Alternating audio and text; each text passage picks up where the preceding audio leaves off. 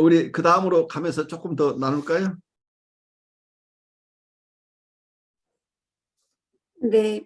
어떤 사람을 사랑한다는 것은 사랑할 줄 아는 힘의 실현이고 집중화이다. 사랑에 내포되어 있는 기본적 긍정은 본질적으로 인간 성질의 구현으로서 사랑하는 사람을 지향하고 있다.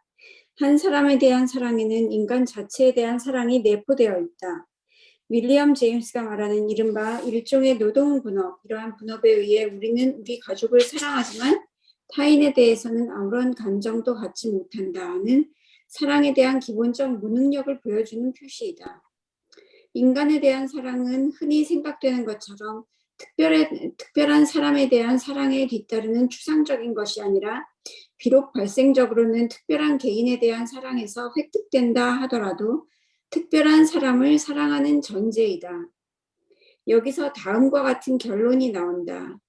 곧 나 자신의 자아도 다른 사람과 마찬가지로 나의 사랑의 대상이 되어 있지 않으면 안 된다. 우리 자신의 생명, 행복, 성장, 자유에 대한 긍정은 우리 자신의 사랑의 능력, 곧 보호, 존경, 책임, 지식의 근원이 있다. 만일 어떤 개인이 생산적으로 사랑할 수 있다면 그는 자기 자신도 사랑할 수 있다. 만일 그가 오직 다른 사람만을 사랑할 수 있다면 그는 전혀 사랑할 줄 모르는 사람이다. 자기 자신에 대한 사랑과 다른 사람에 대한 사랑이 원칙적으로 결합되어 있다면 다른 사람에 대한 순수한 관심을 분명히 배척하고 있는 이기심을 어떻게 설명할 수 있는가? 이기적인 사람은 자기 자신에게만 관심이 있고 모든 것을 자기 자신을 위해 원하며 주는 데서는 기쁨을 느끼지 못하고 받는 데서만 기쁨을 느낀다. 그는 거기서 무엇을 얻어낼 수 있는가 하는 관점에서만 외부 세계를 본다. 그는 다른 사람의 욕구에는 흥미가 없고 다른 사람의 존엄성과 통합성을 존중하지 않는다. 그는 오직 자기 자신만을 생각한다. 그는 자기 자신에 대한 유용성을 기준으로 모든 사람과 사물을 판단한다. 그는 기본적으로 사랑할 줄 모른다. 이것은 다른 사람에 대한 관심과 자기 자신에 대한 관심은 불가피하게 양자택일임을 증명하지 않는가. 만일 이기심과 자기애가 동일하다면 그럴 것이다. 그러나 이러한 가정은 우리가 다루고 있는 문제에 대해 여러 가지 잘못된 결론을 내리게 하는 모류이다. 이기심과 자기애는 동일한 것이기는커녕 정반대되는 것이다. 이기적인 사랑은 자기 자신을 엄청나게 사랑하는 것이 아니라 거의 사랑하지 않는다. 사실상 그는 자기 자신을 미워한다. 자기 자신에 대한 애착과 배려의 결여, 이것은 그의 생산성의 결여에 대한 한 표현에 지나지 않는다. 그를 공허하게 만들고 좌절시킨다. 그는 필연적으로 불행하며 생활에서 만족을 얻기 위해 초조해야 하지만 스스로 이 만족의 달성을 가로막고 있다. 그는 지나칠 정도로 자기 자신을 돌보고 있는 것 같지만 사실은 진정한 자아를 돌보는 데 실패한 것을 은폐하고 보상을 받으려고 노력하고 있을 뿐이며 이러한 노력은 실패로 끝난다. 프로이트는 이기적인 사람은 자신의 사랑을 다른 사람으로부터 철수시켜 자기 자신에게 돌리는 것과 같으므로 자아도취적이라고 주장한다. 이기적인 사람이 다른 사람을 사랑하지 못한다는 것은 사실이지만 그는 또한 자기 자신을 사랑하지도 못한다. 예컨대 지나치게 걱정하는 어머니에게서 볼 수 있는 바와 같은 다른 사람에 대한 탐욕스러운 관심과 비교하면 이기심을 이해하기가 더욱 쉬워진다. 이 어머니는 자신의 아이를 특별히 좋아한다고 의식적으로 믿지만 사실은 자신의 관심의 대상에 대해 깊이 억압되어 있는 적의를 갖고 있다. 이 어머니는 자식을 몹시 사랑하기 때문이 아니라 자식을 사랑할 능력이 전혀 없는 것을 보상하려고 지나친 관심을 갖는다. 이 내용 속에 포함된 것 우리 좀 나누는 시간 갖죠. 이 내용이 여러분에게 굉장히 도전을 주는 부분도 분명히 있을 거예요. 그 정서적으로 왜 이런 얘기를 할까 하는 부분, 공감이 되는 부분 여러 가지가 있을 텐데 잠깐 나누죠. 저는 제 친구 하나가 딸이 하나인데요. 이 친구는 자기가 많은 걸 가졌는데 자기 자존감이 좀 부족한 것 같은 느낌이 좀 저는 친구로서 안타까운 부분이 좀 많이 있었어요. 충분히 가지고 있는데 근데 딸한테 지나치게 집착을 해가지고 모든 부분을 굉장히 주변 사람들과 불편하게 만드는 결과를 항상 가져오게 되고요.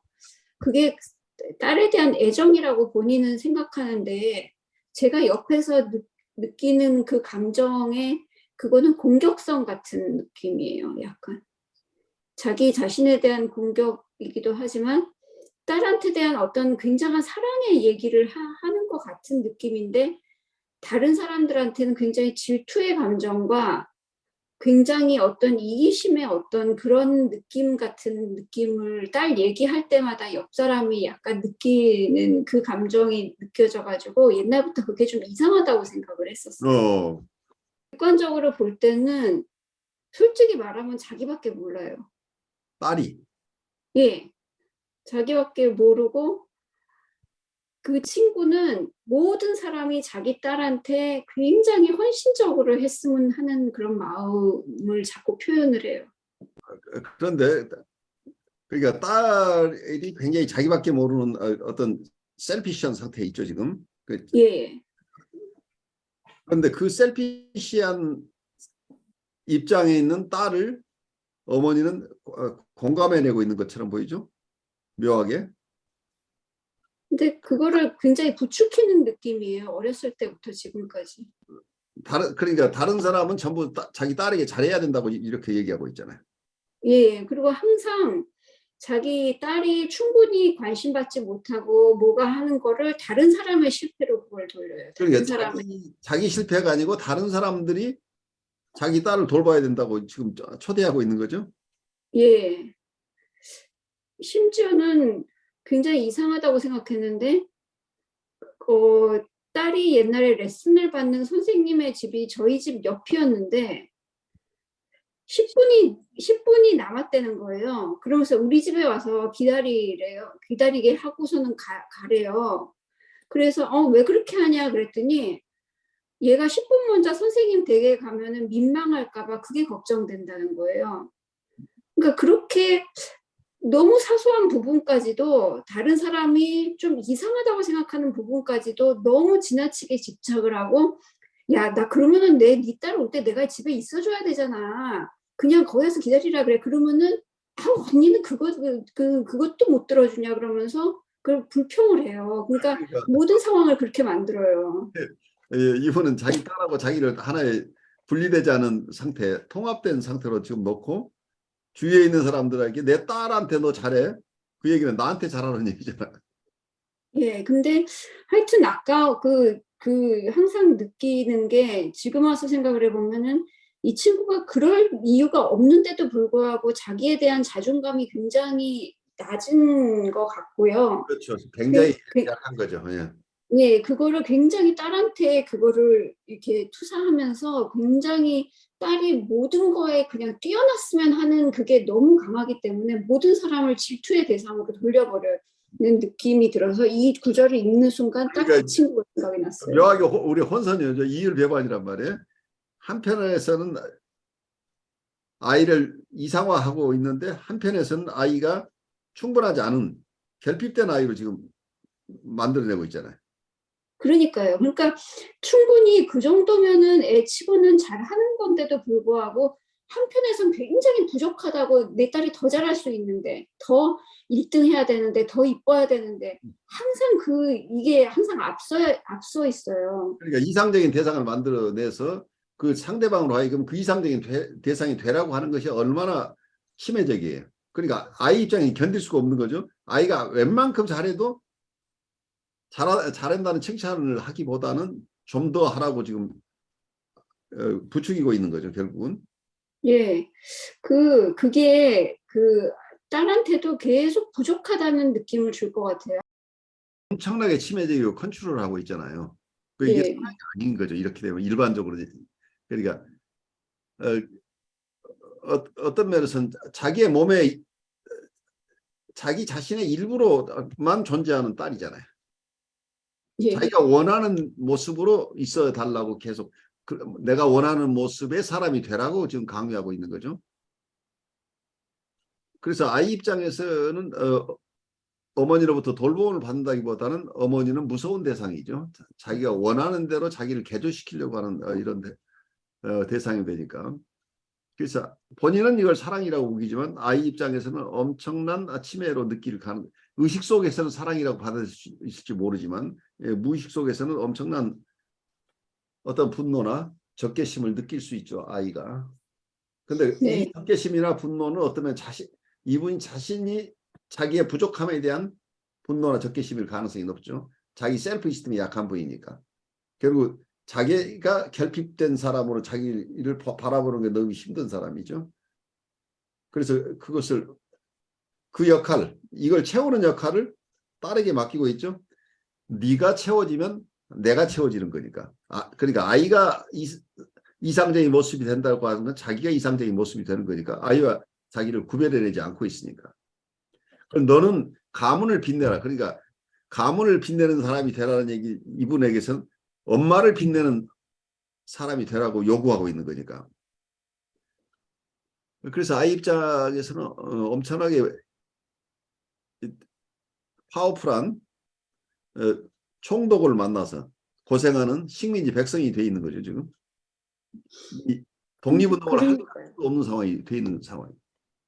그러니까요. 하여튼 결론적으로 이 애는 고등학교 들어가면서부터 그 하숙을 하고 싶다고, 따로 살고 싶다고 부모님이랑 강력하게 3년 내내 주장을 해가지고 대학생인 지금 와서는 각각의 가족이 따로 이렇게 사는데 그걸 비판하려는 게 아니고 이렇게 같은 공간에 있는 거를 다들 힘들어해요. 그러니까. 그러니까 아이로서는 자기가 살아남기 위한 삶의 투쟁이에요. 예. 사랑이라는 이름이 남용되는 케이스가 이제 이런 일들이죠. 뭐 저도 그런 가정을 아는데 엄마가 이제 시시콜콜 막 다 해주는데 애 입장에서는 그 엄마가 되게 착해요. 근데 겉으로 볼 때는 너무 실제로 착하기 때문에 모나지도 않고 너무 착하기 때문에 애가 엄마가 해주는 거를 거절할 수가 없어요. 근데 엄마는 시시콜콜 다 착하게 잘해주니까 애는 그걸 다 수용해야 되는 입장이거든요. 근데 애는 미쳐가는 거예요. 너무 답답해가지고. 그래가지고 고등학교 때까지 참다가 그 뉴욕 시티에 살고 있다가 나야가라 폴 있는 그 동네 버팔로를 가버렸죠. 대학 가면서. 거기는 조용하거든요. 근데 애가 방학 때도 안 오고 계속 안 오니까 아빠는 이상하다고 거기 뭐가 좋다고 거기 있으려는지 모르겠다고 오라고 해도 안 오고 뭐 방학인데 왜 안 오냐 했다 안 오고 거기서 뭐 굶으면 굶었지 오지도 않는 거예요. 그 다음에 거기서 너 그러다가 결혼할 거냐 했더니 자기는 거기서 결혼하고 거기서 살 거다고 그랬는데 부모들은 이해가 안 된다 그러죠. 그런데 저는 이해를 하겠어요. 딴 사람들은 이해하는데 부모는 이해를 못해요. 그래서 아이 입장에서 가장 무서운 통제자가 누구냐면 약한 부모, 착한 부모예요. 그러니까 자기한테 함부로 하기라도 하면 반항이라도 하는데 너무 착하고 너무 연약한 부모를 만나버리면 아이 입장에서는 이 착하고 연약한 부모를 자기가 보호해야 되기 때문에 자기가 부모 역할을 해야 되는 상황이 일어나 버리는 거죠. 그러니까 공격할 수 없는 이런 엄청나게 침해를 받지만 너무 취약한 상대로부터 이 공격을 받고 있기 때문에 내가 공격을 못하는 이런 상황이 일어나 버리죠. 정말 이렇게 사랑한다고 이렇게 키우시는데 그런 아이들이 정말 많이 아파서 내담자로 오는 경우가 너무 많아요. 그리고 나는 얘한테 다 잘 해줬는데 얘는 뭐가 이렇게 부족해서 또 그런지 모르겠다라고 말하는 그런 케이스가 있고 제가 한 2회기 정도를 한 고등학교 1학년 친구가 있는데 그 친구 같은 경우에는 자살 충동도 너무 높고 이게 이제 힘든 상황에 있는 친구예요. 근데 그렇게 힘든 과정이 초등학교 때부터 있었는데 아빠가 돌아가심으로 인해서 엄마가 이제 자기를 붙들고 나는 죽고 싶다. 난 살고 싶지 않다. 이런 얘기를 초등학교 때부터 계속 했던 거예요. 막내딸인데. 그래서 얘는 그냥 그 옆에서 엄마 죽지 마 이러면서 옆에 앉아가지고 계속 그 엄마의 하소연을 들어줬던 거죠. 근데 지금은 이제 정서적으로 너무 힘들고 그런 것들이 쌓여서 뭐 우울증까지 더 심한 이제 그런 정서적인 문제를 갖고 있는데 그 어머니가 하시는 얘기가 그러더라고요. 오빠랑 언니도 다 얘 뜻에 따라서 다 해주는데 그 때문에 저렇게 응? 집에서 오면 선생님 지금 다 자기가 힘들다고 하지만 집에서는 다 지 맘대로라 하면서 돈도 아르바이트해서 자기가 다 쓰지.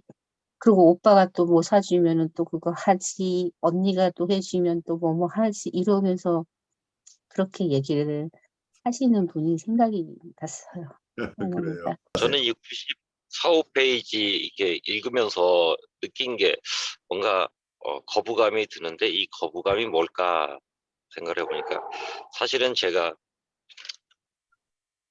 에리 프롬을 어떻게 해볼 수 있는 그건 아니지만 저의 순전히 주관적인 망상 비슷한 걸로 상상을 해보자면 지금 여기에 나온 그 이기주의적인 사람 이제 어떻게 보면 그때 당시에 사랑에 실패한 에리 프롬의 어떤 자아 비판적인 그런 내용이 아닌가 이런 느낌을 좀 받았고요.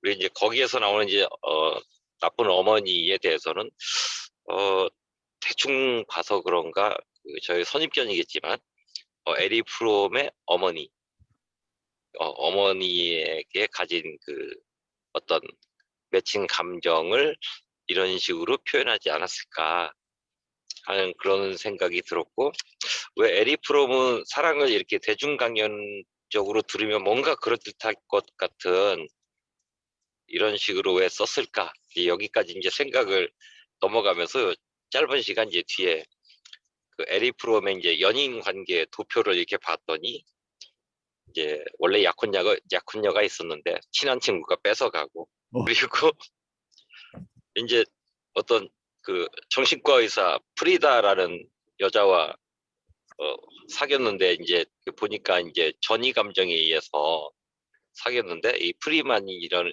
그 프리다라는 여자분도 그렇고 그 다음에 사귀는 사람이 캐런 호나이더라고요. 그래요. 가만 보니까 두 분 참 훌륭하신 분이긴 하지만 뭔가 저 같은 사람 입장에서 봤을 때 사회적으로 성공하고 싶은 야망을 가진 분들이겠구나. 개인적으로 보니까 이제 그 프리다와는 26년에 결혼해서 28년에 파국을 끝났다고 해서 이제 책에서는 이제 2년간 제대로 살은 걸로 이렇게 나와 있고 또 보면 이제 프롬도 아직 본인도 자기 안의 이슈를 많이 담아두고 있는 것 같은데 보면 이제 어떤 연구소 같은 걸 열고 심리치료실 같은 것도 열고 프롬도 같이 뭔가 성공하고자 하는 그 욕구가 좀 앞섰겠지 않았나 또 이런 생각하고 그 다음번에 이제 만난 여자가 아마 제가 생각하기엔 이제 헤니 구어란트라는 분인데 이제 그분이 어떤 이 사람이 한 두세 사람의 깊은 연인 관계를 벗어나서 좀 제대로 사랑을 하지 않았나라고 생각을 들었던 게 그 헤니 구어란트라는 사람이 죽을 때까지 집을 멕시코로 옮겨가면서 이렇게 헌신적으로 본인 스스로는 굉장히 돌봤을 걸로 생각하고 또 죽고 나서 이제 누구나 갖는 어떤 상실감과 배신감 막 이런 거에 시달리면서 이제 그 다음에 마지막으로 만난 게 이제 마지막에 해로한 분이 애니스 프롬인가 그렇게 될 거예요. 예 이제 프롬이 어떤 상태에서는 어떤 피약적인 이런 게 드러나지 않았을까 하는 이제 어디 가도 전혀 인정받지 못할 제 상상을 한번 해보았습니다. 이분이 헤니 구어란트라는 분하고 사귀어서 결국 또 그분이 돌아가실 때까지 돌보는 역할을 에릭 프롬이 했어요. 그리고 마지막에 만난 게 아마 애니스 프리먼인 것 같아요.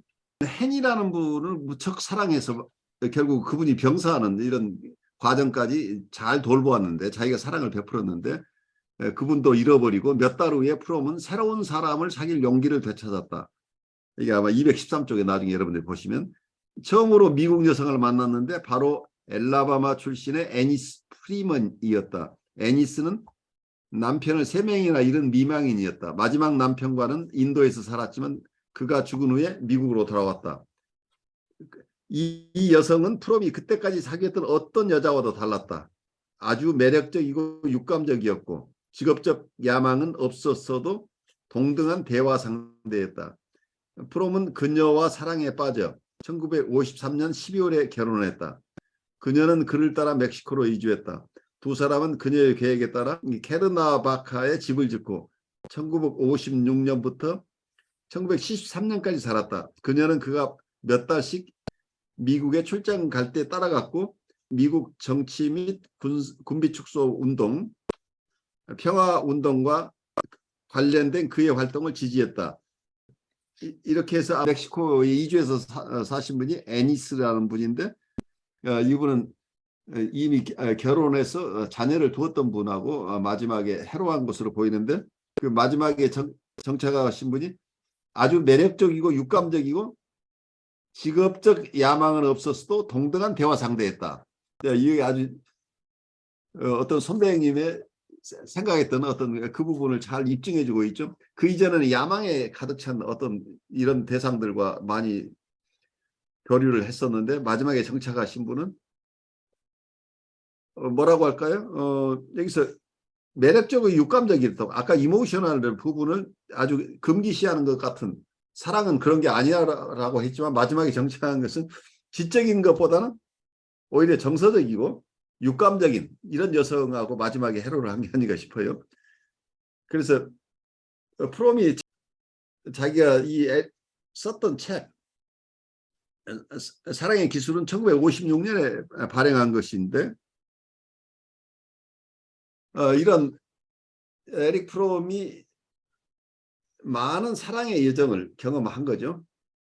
그래서 이지적인 사랑도 하고 어떤 정서적인 사랑, 육감적인 사랑 이 모든 것을 거치면서 나름대로 이 사랑의 여정을 경험한 사람으로서 이걸 정리하려고 했었는데 어떤 부분에 강조점이 어느 한쪽에 이상화된 부분들이 자꾸 나타나다 보니까 여러분들 나름대로 이분이 실제로 사랑을 느끼고 사랑했던 대상에 대한 궁금증이 생겨서 오늘 손대행님이 우리한테 미리 소개를 해주신 것 같아요.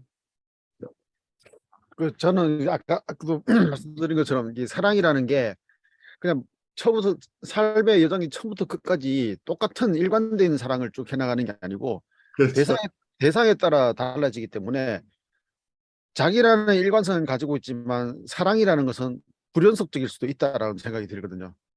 그러니까 이전에 누구랑 관계를 형성하느냐에 따라서 그 다음 관계가 누구냐 했을 때 전혀 다른 모습으로의 사랑이 일어날 수 있다고 저는 보고 있거든요. 근데 어쩌면 에릭 프롬이 가지고 있었던 자기는 이런 사랑이 어쩌면 자기가 가지고 있는 자기의 야망이라든지 특성이라든지 그거 해가지고 그것이 자기가 생각하는 사랑이라고 실제 삶에서 경험하고 왔겠지만은 대상이 바뀌니까 또 전혀 다른 사랑이 나오고 이제 이러거든요. 그러면은 이분이 그러면 자기가 어떤 면에서 보면은 불연속적인 것을 글로 쓴 것 같지는 않은데 아마도 자기 입장에서는 자신이 경험했던 그 사랑을 통합적으로 사랑이란 뭔가를 생각하면서 나름 그걸 다 이렇게 자꾸 이어가려고 했는 것 같아요. 네, 그러니까 이어지는 부분이 있는가 하면 제가 볼 때는 불연속적인 것도 있다. 그렇게 봐서 어떤 사람이 누구랑 만날 때는 다정다감하더니 누구랑 만날 때는 아주 냉철하게 이성적이고 또 누구랑 만날 때는 되게 야망 있고 야심 가득한 인물이 되고 이런 것들을 보면서 우리는 야 인간이 저렇게 달라질 수 있냐고 말하는데 저는 달라질 수 있다고 보는 거죠. 근데 그걸 통합적으로 이해할 수 있는 사람이 통합적인 사랑에 대한 이해를 좀 더 잘하지 않을까 저 그런 생각을 해봅니다. 저는 이 사랑이라는 그 공부를 하면서 참 더 복잡해졌다라는 생각이 들어요. 굉장히 그래요? 사랑이라는 복잡해졌어요? 거는 예, 아주 복잡하고 사랑이라는 그 내용 안에 여러 얼굴이 참 많이 있다. 우리가 보통 일반적으로 얘기할 때는 뭐 친밀감, 제일 처음에는 이제 우리가 사랑을 하려면은 정말 정서적인 게 먼저 이렇게 작용이 되잖아요. 왜냐면 예. 사랑이 청소년들 사랑할 때는 이게 정말 사랑하는 게 아니라 자기 모습을 사랑하는 거라서 infatuation이라고 이제 얘기를 해서 네. 사랑에 빠진다라고 하는데, 그러고 나서 뭐 또 성인으로서 사랑을 할 수도 있겠지만은 그냥 참 복잡하다는 생각이 들고, 사랑이 더 정말 뭔가 제뉴인하다라는 거, 상대방이 서로 다 느낄 때 정말 아주 진실하다라는 거를 느낄 때 진짜 나를 사랑하는구나. 그럴 때 정말 사랑이 아닐까 하는 생각도 들고요.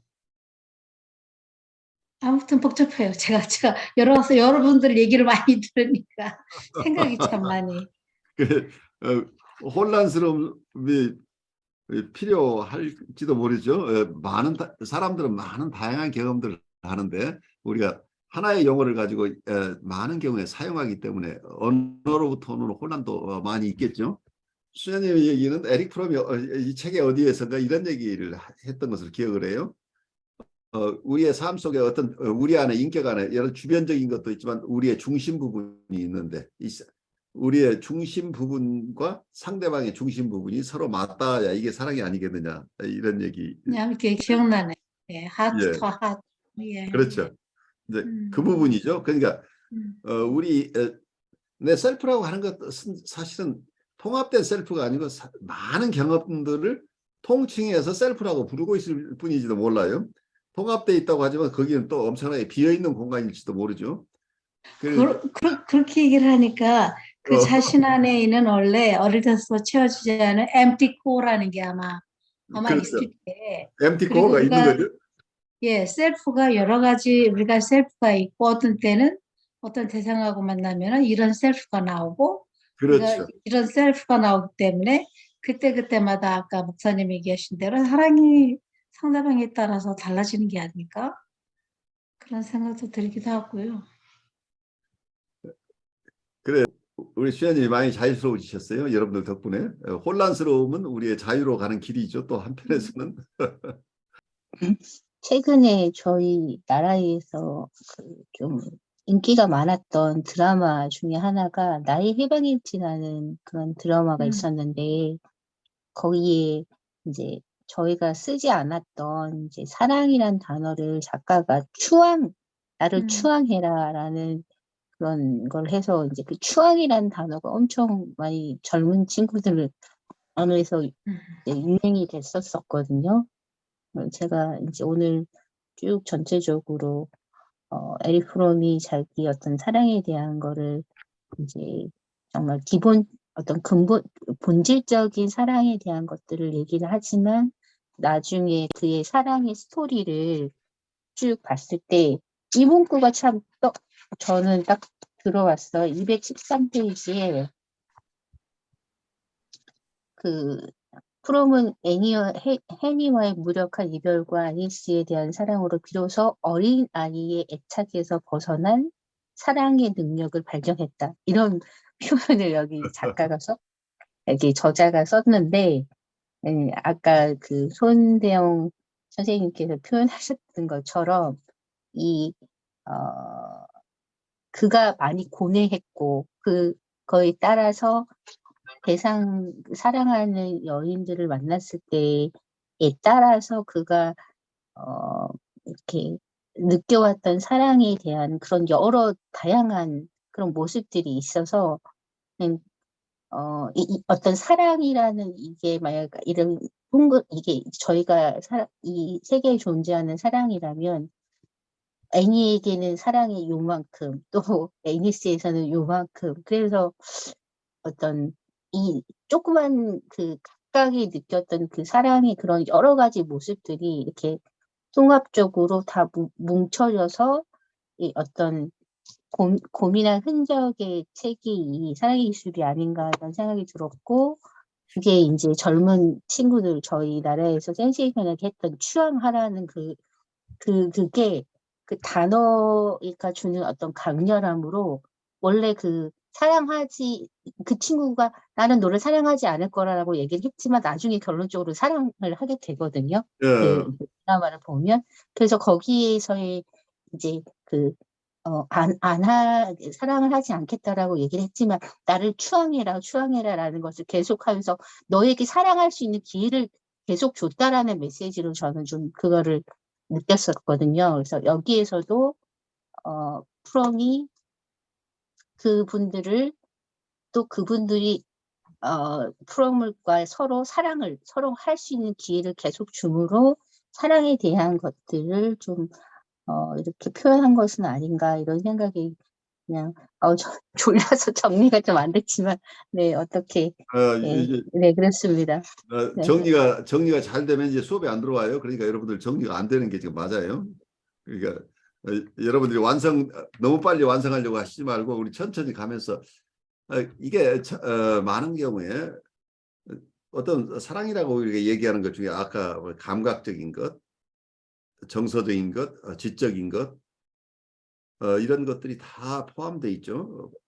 거기에 영성적인 영역도 있고. 그래서 우리가 어떤 면에서는 우리는 정서적인 것만 사랑이라고 느낀다고 하지만 어떤 분들은 지적인 사랑에 빠진 사람도 얼마든지 있죠. 자기가 추구하는 어떤 학문이나 과학이나 여기에 매료돼서 평생 거기에서 빠져나오지 못하는 사람도 있는 거죠. 인간적인 사랑보다는 어떤 지적인 탐구에 자기가 매료돼서 그 속에서 자기는 사랑을 느끼고 있는 사람도 얼마든지 있는 거죠. 그래서 사랑이 아주 다양한 모습이에요. 그러니까 어느 게 좋고 나쁘다가 아니라 다양한 모습으로 드러나는데 그것이 우리가 임상적으로 만날 때는 아니면 여러분들이 목회적인 입장에서 만났을 때 그분이 균형 잡힌 삶 어쩌면 전체적으로 통합적인 삶을 살아가는데 어떤 영향을 미치는가 하는 쪽에서 조금 살핀다면 도움이 되지 않을까 싶어요. 그래서 사랑이라고 불리는 것의 다양한 모습 어떤 것은 병리적인 측면이 강한 부분도 있고 아주 건강한 모습이기도 한데 대부분의 경우는 이 두 가지가 섞여 있는 경우들이 많기 때문에 이걸 있는 그대로 본다고 하는 게 쉽지 않아요. 그래서 각자가 하고 있는 사랑의 모습이 다 어쩌면 실존적인 사랑이라고 본다면 그것을 어떤 잣대를 가지고 여기에 맞다 틀리다는 쪽에서 본다는 것보다는 이 사람이 부르고 있는 사랑이라고 하는 것의 실체를 있는 그대로 볼 수 있는 힘들을 우리가 조금씩 길러나가는 게 중요하다고 생각이 돼요.